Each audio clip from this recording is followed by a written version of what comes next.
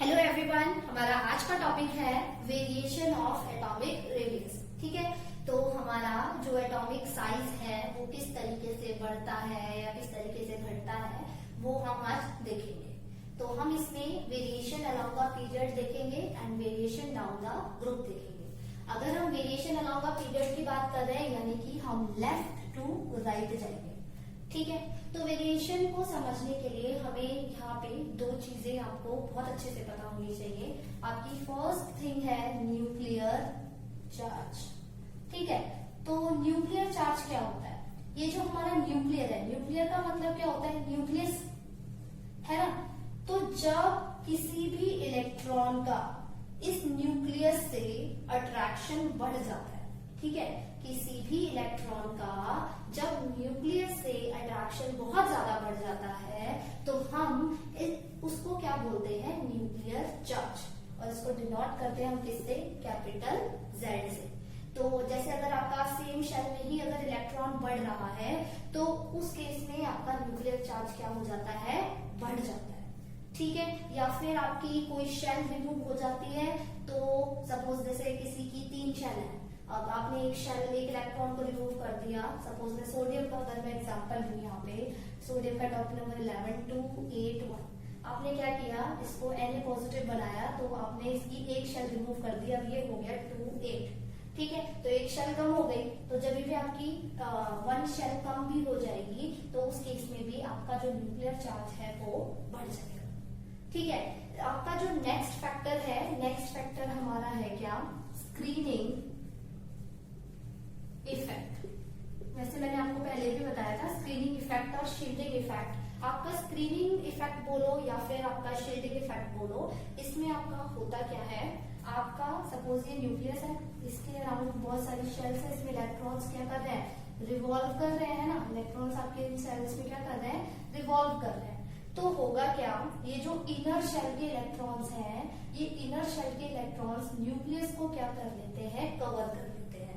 जब inner shells के electrons nucleus को कवर कर लेते हैं तो आप खुद बताइए, क्या इस आउटर मोस्ट शेल में जो इलेक्ट्रॉन प्रेजेंट है इसका न्यूक्लियस से कोई अट्रैक्शन रहेगा? नहीं रहेगा, है ना। क्यों? क्योंकि इन इलेक्ट्रॉन्स ने इसको पूरा इसके ऊपर शील्ड क्रिएट कर दी, पूरा इसको कवर कर लिया, तो इलेक्ट्रॉन का इस न्यूक्लियस से कोई भी अट्रैक्शन नहीं रहेगा। और कोई भी अट्रैक्शन नहीं होगा तो आपका जो एटम का जो साइज है वो क्या हो जाएगा? बढ़ जाएगा। ठीक है, तो स्क्रीनिंग इफेक्ट हमारा जो होता है सबसे ज्यादा होता है S सब शेल का, फिर P का, फिर D का, और सबसे पुअर शील्डिंग इफेक्ट होता है हमारा F का। ठीक है, ऐसा क्यों होता है? जो ये हमने ऑर्डर बनाया है, ये ऑर्डर हमारा बनता है इन ऑर्बिटल्स, इन ये जो हमारे जो सबशेल्स हैं इनकी शेप्स की वजह से। S का शील्डिंग इफेक्ट बहुत ज्यादा होता है, या स्क्रीनिंग इफेक्ट बोल लो आप, वो बहुत ज्यादा होता है। क्यों? क्योंकि इसकी शेप जो होती है वो कैसी होती है? स्फेरिकल। ठीक है, P का उससे कम होता है क्योंकि इसकी शेप कुछ इस तरीके से होती है, डम्बल, है ना। D का किस तरीके का होता है? क्लोवर लीफ शेप, इस तरीके से आपके D के होते हैं। F का अगर आप देखोगे तो वो भी फर्दर कुछ इस तरीके से बहुत ज्यादा बड़ा बड़ा होगा। तो आप देख रहे हो सबसे ज्यादा जो यूनिफॉर्म आपको जो इलेक्ट्रॉन क्लाउड डिस्ट्रीब्यूशन है वो आपको S सबशेल के अंदर दिख रहा है। मोर सिमेट्रिकल है और मोर स्फेरिकल है। तो S सबशेल की जो शेप के कारण इसका जो स्क्रीनिंग इफेक्ट या फिर आप बोलो शील्डिंग इफेक्ट क्या होता है? बहुत ज्यादा होता है। ठीक है, तो हम इन्हीं दो फैक्टर्स के बिहाफ पे आज वेरिएशन अलोंग अ पीरियड को पढ़ेंगे। ठीक है, तो वेरिएशन अलोंग अ पीरियड का क्या मतलब है? We are going from left to right. So मैंने यहाँ पे दो पीरियड्स बना रखे हैं, पीरियड 2 एंड पीरियड 3। तो पीरियड 2 के एलिमेंट्स आपको दिखिए, lithium, beryllium, boron, carbon, nitrogen, oxygen, fluorine and neon.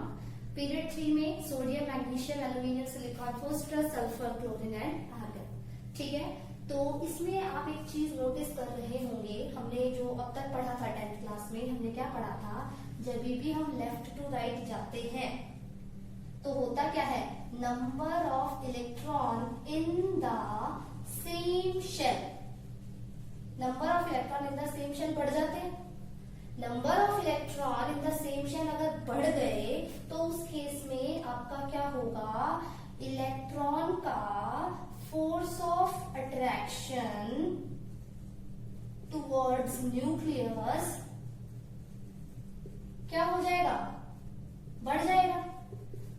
तो अगर फोर्स ऑफ अट्रैक्शन इलेक्ट्रॉन का न्यूक्लियस की तरफ बढ़ गया तो हमारा होता क्या था, हमारा जो एटॉमिक साइज है वो डिक्रीज कर जाएगा। ठीक है, तो जब आप लेफ्ट टू राइट जाएंगे तो पीरियड 2 में आप ऑब्जर्व कीजिए, जब आप लिथियम से नाइट्रोजन की तरफ जा रहे हैं तो साइज कंटिन्यूअसली क्या कर रहा है, डिक्रीज कर रहा है ना। लिथियम से नाइट्रोजन तक आपका जो एटॉमिक साइज है वो कंटिन्यूअसली क्या कर रहा है, डिक्रीज कर रहा है। तो इसका सीधा साधा रीजन आप क्या दोगे, डिक्रीज होने का एटॉमिक साइज का, क्या कि आपका जो न्यूक्लियर चार्ज है वो क्या कर रहा है, आउटवे कर रहा है किसको, स्क्रीनिंग इफेक्ट को। ठीक है, अगर आपका साइज घट रहा है तो इसका मतलब क्या है, न्यूक्लियर चार्ज आउटवे कर रहा है किसको, स्क्रीनिंग इफेक्ट को। ठीक, अब आप उसके बाद यहाँ पे देखो, जब आप नाइट्रोजन से ऑक्सीजन की तरफ गए, जब आप नाइट्रोजन से ऑक्सीजन की तरफ गए तो आप ये देखिए कि यहाँ पे साइज बढ़ रहा है ना, साइज बढ़ रहा है। तो अब आप इसका क्या रीजन देंगे, अब कौन सी चीज किसको आउटवे करेगी, अब स्क्रीनिंग इफेक्ट। इस केस के लिए आपका जो यहाँ पे जो आपका ये केस बन रहा है, इस केस के लिए आपका स्क्रीनिंग इफेक्ट आउटवे करेगा किसको, न्यूक्लियर चार्ज को।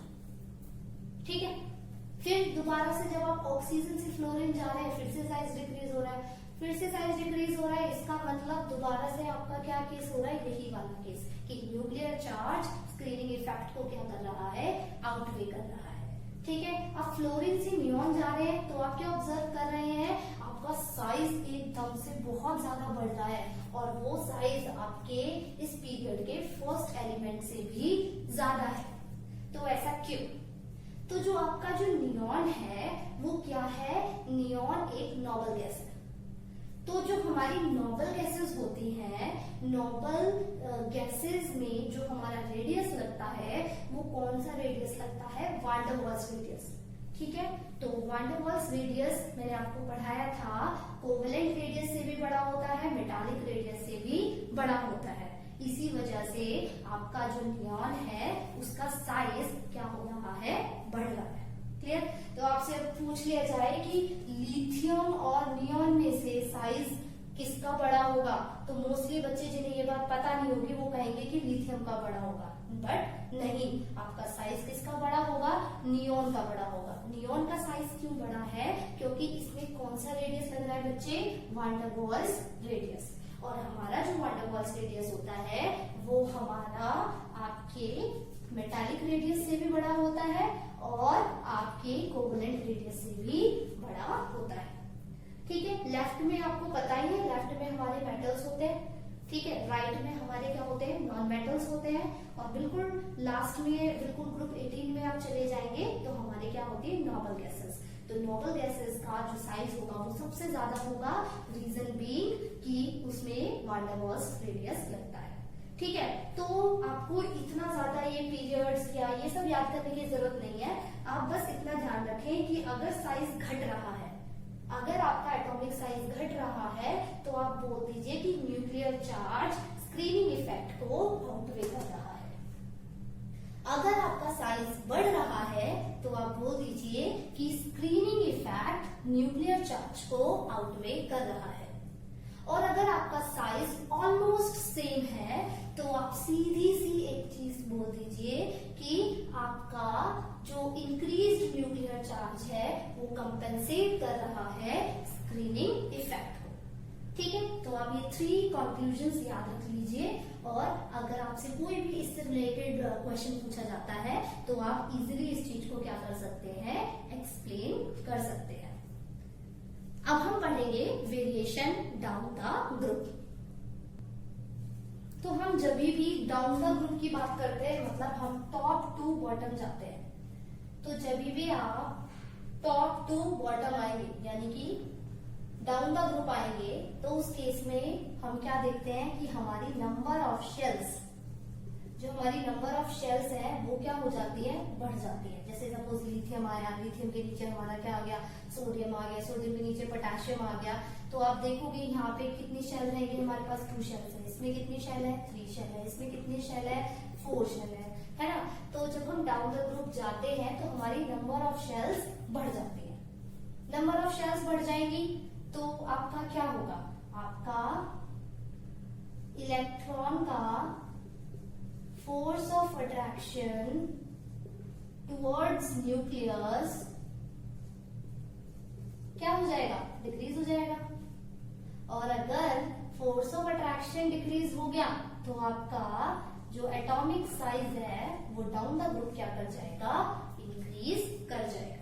ठीक है, तो जब भी आप डाउन द ग्रुप जाते हैं तो नंबर ऑफ शेल्स बढ़ती है, force of attraction down the group घट जाता है और एटॉमिक साइज आपका क्या हो जाता है, बढ़ जाता है।